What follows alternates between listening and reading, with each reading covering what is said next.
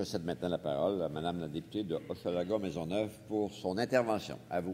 Merci, Monsieur le Président. Alors, à mon tour d'intervenir sur cette motion pour souligner le 20 ans de la marche des femmes du Pain des Roses. Alors, effectivement, le 4 juin, comme le disait ma collègue, 95, il y a 15 ans, il y a 20 ans, 20 000 personnes attendaient à Québec les femmes qui avaient marché pendant 10 jours d'efforts pour revendiquer des changements visant l'amélioration de leurs conditions socio-économiques. Je veux saluer toutes ces femmes qui, hier et encore aujourd'hui, travaillent à l'avancement des femmes. Je suis heureuse de pouvoir prendre la parole sur cette motion importante, rappelant cet événement marquant. On se rappellera les 9 revendications auxquelles le gouvernement du premier ministre Jacques Parizeau a répondu. Et j'aimerais ça qu'on se rappelle ces 9 revendications-là importantes. La première, c'est qu'un programme d'infrastructure sociale pour des emplois accessibles pour les femmes. Le gouvernement Parizeau avait répondu en investissant 225 millions sur 5 ans. On avait demandé des augmentations au salaire minimum pour sortir les femmes de la pauvreté. Des augmentations avaient été accordées. On avait demandé l'application des normes minimales du travail aux personnes participant à des mesures d'employabilité. C'est bien le minimum, ça, Monsieur le Président. On peut dire fait. La loi sur l'équité salariale, la loi qui créait une commission de l'équité salariale, auquel actuellement, justement, le gouvernement actuel est en train de réduire cette commission-là à l'intérieur d'un organisme quelconque. Mais le gouvernement, à l'époque, du gouvernement Parizeau, avait donné aux femmes la loi de l'équité salariale.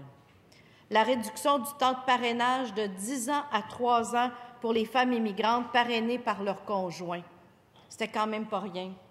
Des femmes qui étaient souvent coincées dans des situations familiales et qui devaient parrainer pendant 10 ans un conjoint. On a réduit ça à 3 ans. La retenue à la source des pensions alimentaires, Monsieur le Président.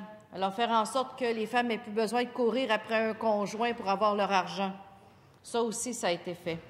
La création d'unités de logements sociaux, 1200 unités de logements sociaux qui avaient été créées à ce moment-là. Fait. Chantier d'économie sociale, la mise sur pied pour faciliter l'accès des femmes en formation professionnelle. Fait. Gel des frais de scolarité. Fait. Puis en plus, la création des CPE en 1997.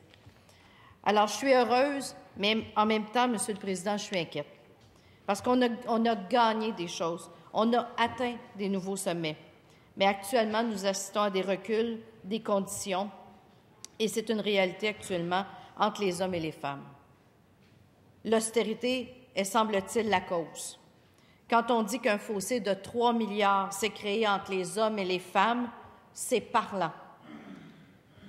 En 2015, je crois que nous avons autant, sinon plus de raisons d'être déterminés et de reprendre cette marche pour revendiquer, comme il y a 20 ans, le travail et l'autonomie économique des femmes, l'accessibilité aux biens communs, aux ressources, la lutte à la violence envers les femmes, on ne le dira jamais assez, la paix, la démilitarisation et l'amélioration des conditions de vie des femmes autochtones. Cet anniversaire nous amène dans le contexte des décisions et des coupes du gouvernement actuel à réfléchir sur la fragilité de nos acquis. Quand on coupe en santé, en services sociaux, en sécurité alimentaire, à l'aide sociale, à l'aide à l'emploi, à l'éducation, à l'aide aux devoirs, au développement local et régional, en environnement, en logement communautaire, en culture, en services aux personnes ayant des limitations fonctionnelles, en transport, ça touche de plein de fouet les femmes et c'est inquiétant.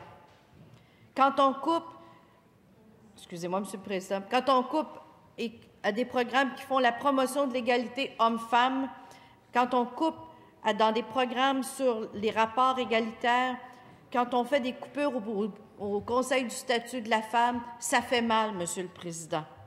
Alors, ce 20e anniversaire de la Marche du Pain des Roses doit plus que jamais nous permettre à nous toutes d'unir nos forces, d'être solidaires et de lutter au présent contre cette austérité qui menace nos acquis.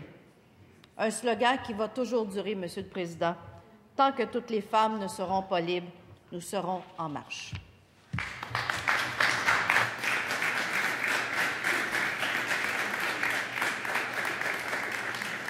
Alors, je vous remercie, Madame la députée de Hochelaga-Maisonneuve.